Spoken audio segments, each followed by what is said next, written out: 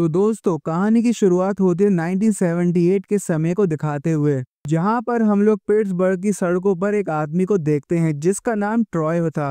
Troy अपने दोस्त के साथ कूड़ा इकट्ठा करने का काम कर रहा था और वो अपनी इस जिंदगी से काफी खुश होता है, लेकिन जो उसकी सोच थी वो काफी खराब थी और ये हम मूवी में आगे जानेंगे। अपना काम पूरा करने के बाद ट्रॉय अपने दोस्त के साथ ही घर वापस लौट जाता है, जहां पर उसकी वाइफ उससे एक अच्छी न्यूज देती है और उसे बताती है कि हमारे बेटे कोरी की जॉब एक पास ही के स्टोर में लग गई है और साथ ही में उसका सिलेक्शन स्कूल की फुटबॉल टीम में भी हो गया है। ट्रॉय जैसे ही फुटबॉल सिलेक्शन का नाम सुनता है उसे काफी गुस्सा आ जाता है और वो कहता है कि कोई जरूरत नहीं है फुटबॉल वगैरह खेलने की, क्योंकि ये लोग किसी भी ब्लैक पीपल को प्रमोट नहीं करते और ये सब गोरे लोग ऐसे ही होते हैं। अब यहाँ पर हमें पता चलता है कि ट्रॉय जब छोटा था तो वो बहुत ही अच्छा बास्केटबॉल खेला करता था, लेकिन उसकी कलर की वजह से उसकी टीम ने उसे आगे प्रमोट नहीं किया और यही चिंता उसको अपने बेटे के लिए भी है, इसलिए वह चाहता है उसका बेटा बास्केटबॉल वगैरह में पार्टिसिपेट ना करे।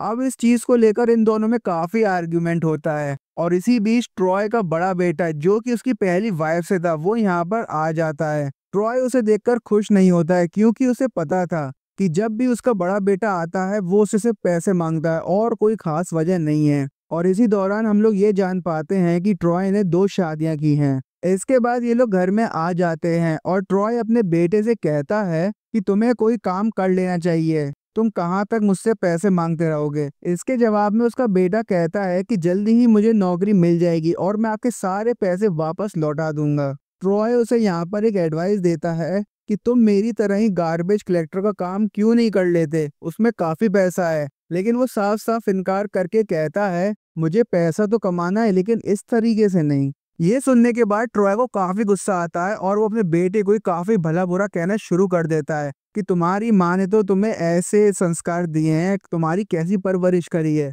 ये सुनकर उसका बेटा काफी गुस्सा हो जाता है और बोलता है कि मेरी माँ ने जो भी किया बिल्कुल सही किया, और जब आप कहाँ थे जब मैं बड़ा हो रहा था, क्योंकि ट्रॉय की जब पहली बीवी जिंदा थी उसी दौरान उसने दूसरी शादी कर ली थी और वो उसे छोड़कर अपनी दूसरी बीवी के साथ ही रह रहा था। इन दोनों में बहस चली रही होती है, इतने में ट्रॉय की वाइफ जाकर उसके स्टेप सन को $10 दे देती है, जिसके बाद वो यहाँ से चला जाता है।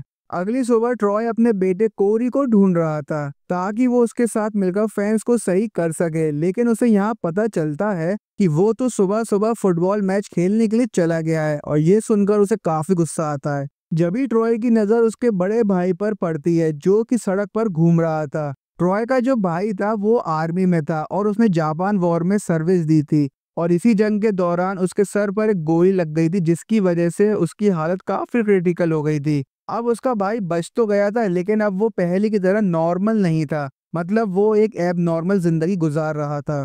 ट्रॉय की वाइफ उसके भाई के पास आती है और उसे खाने पर इनवाइट करती है और इसी के बाद वो खाना बनाने के लिए घर पर चली जाती है। थोड़ी देर के बाद ट्रॉय अंदर आता है और बताता है कि मेरा भाई चला गया है और वो अपने भाई को लेकर काफी चिंता में होता है। अब यहाँ पर एक बड़ा खुलासा ये होता है कि जिस घर में ये लोग रह रहे थे वो इसी के भाई के पैसों से खरीदा गया था, क्योंकि जब इसका भाई आर्मी से रिटायर हुआ था तब उसे $3000 मिले थे, लेकिन उसका भाई तो एबनॉर्मल था, तो ट्रॉय ने ये सारे पैसे इस घर को खरीदने में लगा दिए और इन्हीं सब चीजों की वजह से ट्रॉय अभी तक गिल्ट में है।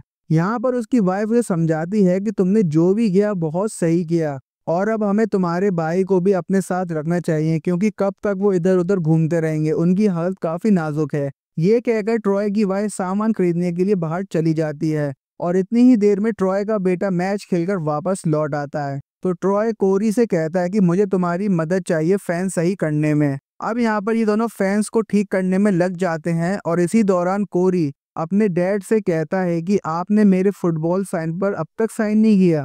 ट्रॉय कोरी को समझाता है कि बेटा तुम्हें जो नौकरी मिली है तुम उसी पर फोकस करो, इस खेल कूद पर नहीं। ये सुनकर कोरी काफी उदास हो जाता है और अपने डैड से कहता है जो मुझे नौकरी मिली थी वो मैंने छोड़ दी, और कहकर यहाँ से गुस्से में चला जाता है। इस सीन के बाद हम लोग उस जगह को देखते हैं जहाँ पर ट्रॉय काम करता था। यहाँ पर उसके बॉस ने उसे बुलाया हुआ होता है, लेकिन ट्रॉय को भी नहीं पता था उसे यहाँ पर आखिरकार बुलाया क्यों गया है। अब यहाँ पर इसका बॉस आकर इसे खुशखबरी सुनाता है, आज से तुम उस ट्रक के ड्राइवर हो जिस ट्रक में तुम कूड़ा डाला करते थे। ये सुनकर ट्रॉय काफी खुश हो जाता है क्योंकि ऐसा आज तक नहीं हुआ था कि कोई ब्लैक पीपल ट्रक का ड्राइवर बना हो। इसके बाद वो घर आकर सबको खुशखबरी के बारे में बता देता है और इसी बीच ट्रॉय का बेटा और उसका भाई भी वहां पर आ जाते हैं। तो ट्रॉय अपने भाई से कहता है कि अब तुम्हें हमारे साथ ही रहना चाहिए क्योंकि तुम्हारी कंडीशन अब सही नहीं है। ये कहने के बाद ये सब लोग बाहर चले जाते हैं। तब ट्रॉय इनको अपनी स्टोरी बताता है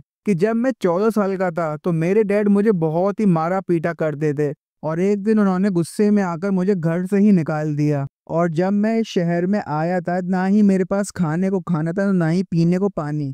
तो मैंने चोरियां करना शुरू कर दी और एक दिन ऐसे ही मैं चोरी कर रहा था तो एक वाइट पीपल ने मुझे पकड़ लिया था और मैंने अपने डिफेंस में चाकू निकाल लिया और उसने पुलिस को ये कंप्लेंट कर दी कि ये मेरा मर्डर करने आ रहा था, जिसकी वजह से मुझे 14 साल की जेल हुई और मैंने जेल के दौरान ही बास्केटबॉल खेलना सीखा था।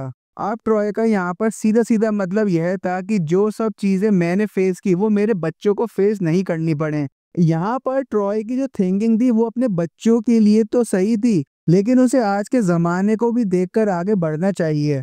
अब इसके कुछ दिनों बाद ट्रॉय को एक फोन आता है कि तुम्हारे भाई को हमने अरेस्ट कर लिया है क्योंकि वो बहुत ही डिस्टरबेंस फैला रहा है। इसके बाद ट्रॉय और उसका दोस्त अपने भाई को छुड़ाने के लिए जाते हैं। अब इसके थोड़ी देर बाद ट्रॉय और कोरी बाहर फैन सही कर रहे होते हैं तो अचानक से ट्रॉय का दोस्त उसके बेटे को अंदर भेज देता है और ट्रॉय से कहता है, देखो तुम्हारी वाइफ एक बहुत ही अच्छी इंसान है, उसने तुम्हारा साथ हर मुश्किल में दिया है तो उसे कभी भी धोखा मत देना। वो कहता है कि फालतू की बातें मत करो। उसका दोस्त उससे कहता है कि देखो मुझे उस बार वाली लड़की के बारे में पता है, लेकिन जो ये बात होती है वो ज्यादा टाइम तक नहीं छुप पाती और उसकी वाइफ को इसका राज पता चल जाता है क्योंकि जिस लड़की के साथ इसका अफेयर था अब वो माँ बनने वाली थी। अब इस टॉपिक को लेकर इन दोनों के बीच आर्ग्यूमेंट हो रहा होता है और गुस्से में आकर ट्रॉय अपनी वाइफ का हाथ जोर से पकड़ लेता है। ये देखकर कोरी को काफी गुस्सा आता है और वो अपने डैड को धक्का मार देता है और इसी तरीके से इनकी पूरी फैमिली में एक दरार आ जाती है।